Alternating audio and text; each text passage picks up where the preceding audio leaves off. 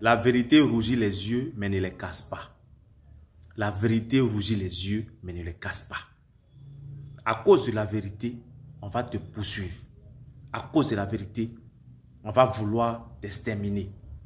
On va écouter ici M.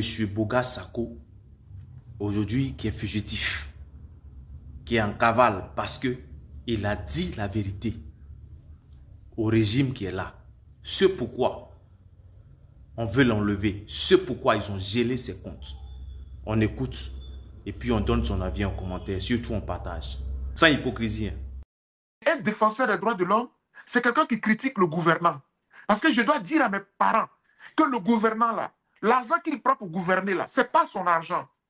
On prend ça sur le cacao, on prend sur l'anacarde, on prend sur le salaire des fonctionnaires, et puis on met ça dans l'assiette, et puis on demande au président, comme tu dis que tu avais un programme pour nous diriger sur 5 ans, voici l'argent que nous mettons à ta disposition. Mais lui, il a vite fait de mettre un budget de souveraineté de 300 milliards. C'est-à-dire qu'il veut dépenser sans qu'on le contrôle. Parce que les 300 milliards, on ne le contrôle pas. 300 milliards par an, il faut que je précise. Par an.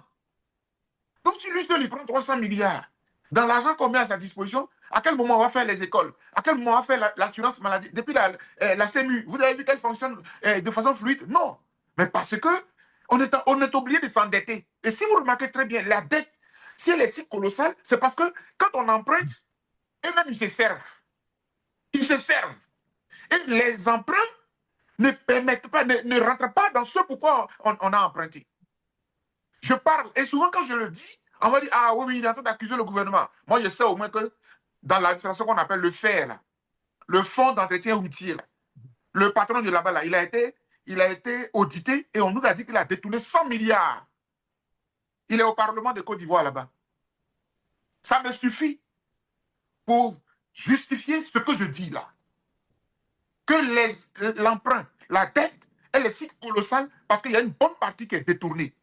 Et j'ai été invité récemment à un débat de Bloomfield, cette grande entreprise d'investissement, enfin comment ils appellent, de cotation, de notation de nos États. J'ai été invité là-bas par le PDG qui a invité le gouvernement, qui a invité la société civile, des personnalités et tout. J'ai eu l'honneur d'être invité.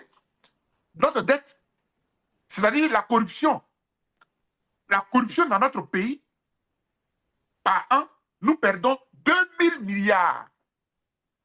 C'est le rapport